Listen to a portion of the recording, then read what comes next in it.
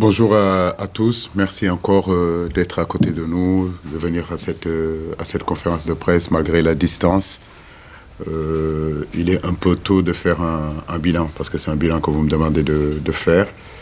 Je crois que le bilan, on le fera en réalité à la fin de la rencontre demain. Mais ce que je peux retenir, ce que nous retenons en tout cas de cette première journée des éliminatoires de la CAN 2023 en Côte d'Ivoire, c'est qu'on a bien réussi notre entame. Et c'est très important dans ces qualifications-là de bien rentrer dans cette compétition-là en gagnant. Donc c'est ce que nous avons fait. C'est vrai que de samedi à demain, il n'y a pas eu beaucoup de temps de travail. On a plutôt récupéré, misé sur la récupération avec les kinés, avec nos médecins pour que justement que les garçons reviennent à leur meilleur niveau rapidement pour le match de demain. Hier, on a fait une séance pour des garçons qui ont peu joué ou même peut-être même pas joué du tout, pour essayer à un moment donné de mettre tout le monde sur la même forme. Demain, on verra. Voilà, donc aujourd'hui, c'est la dernière séance. Normalement, jusqu'à présent, il n'y a pas de blessure, il n'y a rien du tout. Normalement, tous les joueurs seront hackés et demain, on verra la composition d'équipe qu'on mettra en place. Mais pour vous dire seulement que tout le monde est au rendez-vous, en tout cas cet après-midi. C'est vrai que c'était un match amical. D'ailleurs, on était en train de préparer le Burundi. Je crois que c'était pour les éliminatoires de la CAN 2017. On avait installé notre camp de base à Kigali où on avait fait 15 jours. De cette préparation, on avait voulu jouer un match amical, donc c'était contre le Rwanda. On avait gagné 2-0. Comme tu le dis, hein, de 2016 à aujourd'hui, le groupe a beaucoup changé, mais il reste encore des rescapés. C'est vrai qu'ils sont encore, si je peux parler comme ça, qui sont encore là. Nous savons aussi qu'un match amical et un match de compétition, c'est vraiment différent. C'est une équipe qui est en reconstruction. Donc aujourd'hui, nous devons prendre ce match-là au sérieux, comme on l'a toujours fait. Donc c'est un nouveau entraîneur qui est là aussi, qui est en train de mettre en place des choses. Quand on regarde la physionomie de ce match-là, on peut imaginer que le Sénégal est supérieur. Donc maintenant, comme je le dis, on est en fin de saison aussi. Les organismes sont fatigués. À la fin de la rencontre, la dernière fois, j'ai senti mon équipe très émoussée, très fatiguée. Donc c'est à nous d'aborder cette rencontre-là vraiment avec beaucoup de professionnalisme, beaucoup de rigueur, beaucoup d'humilité et surtout la confiance et des ambitions qu'on s'est données depuis le début. C'est-à-dire gagner nos matchs chaque fois qu'on est sur le terrain, essayer de faire le meilleur résultat, donc c'est gagné. Donc ce match-là, nous l'abordons aussi avec beaucoup de sérieux, nous respectons le Rwanda aussi, et nous savons qu'aujourd'hui, il est important quand même d'empocher les 3 points pour continuer en termes de confiance aussi, parce que quand on gagne, c'est important de se mettre en confiance. Quand vous perdez, c'est vrai que quelque part la confiance s'éloigne et c'est important tous les matchs que nous jouons d'avoir des bons résultats parce que c'est important pour notre mental, c'est important pour notre confiance aussi de gagner.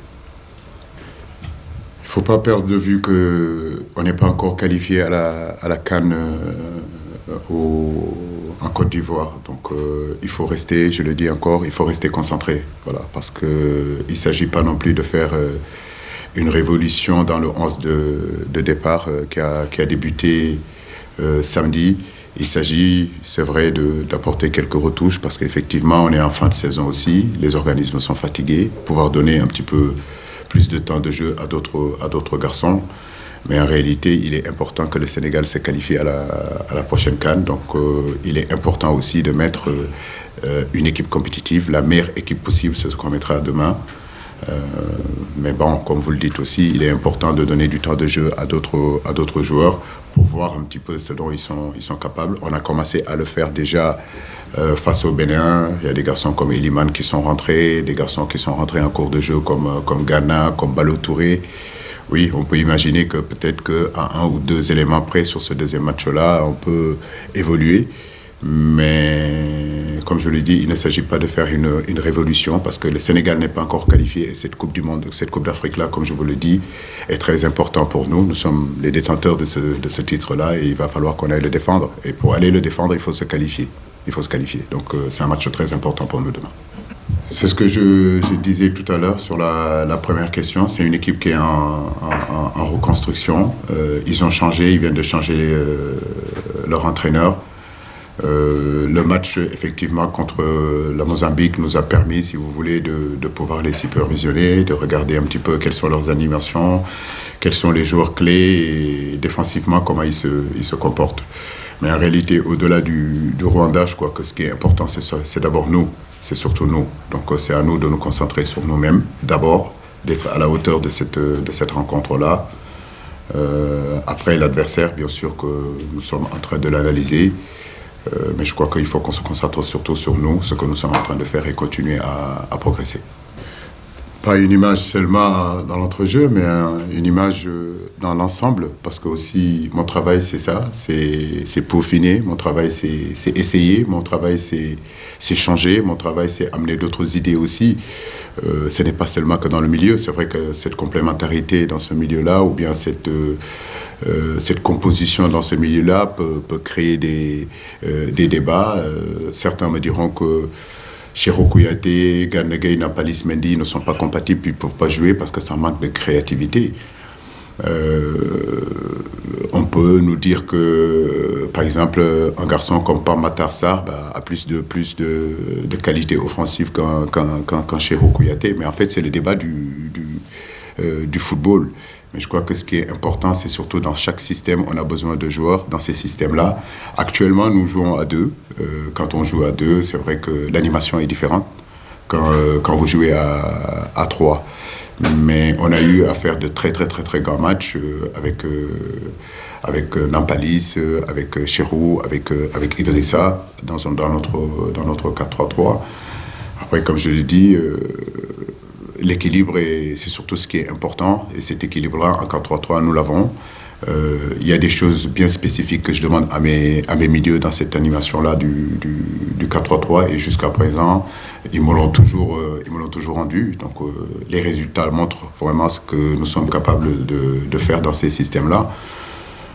Que ce soit Nampalys, que ce soit Eddy, que ce soit Pape Gueye ou Cheikhou Kouyaté, c'est des très grands joueurs, c'est des très bons joueurs. Aujourd'hui, quand vous jouez en Premier League, quand vous jouez à Leicester, vous jouez à Crystal Palace, quand vous jouez à Marseille, que vous jouez au Paris Saint-Germain, c'est qu'il y a de la qualité. Et pour moi, les grands joueurs sont capables de jouer ensemble. Il se trouve qu'en sélection, on n'a pas beaucoup le temps de travailler ces automatismes-là, mais au fur et à mesure qu'ils reviennent, de sortir en sortir, on sent que Nampalys commence à avoir plus d'affinité avec un Pape Gueye. Pape Gueye commence à avoir plus d'affinité avec Idrissa Gana Gueye. Donc je veux dire, cette affinité dans le jeu, ça ne peut pas se décréter. C'est au fur et à mesure des entraînements, c'est au fur et à mesure de nos sorties, de nos matchs, qu'eux, ils vont avoir confiance en eux, mais surtout qu'ils finiront à un moment donné aussi à avoir confiance à tous les garçons qui sont autour d'eux. Nous travaillons. Je pense que l'équipe du Sénégal est capable de jouer avec 3 au milieu, mais l'équipe du Sénégal est capable de jouer aussi avec 2.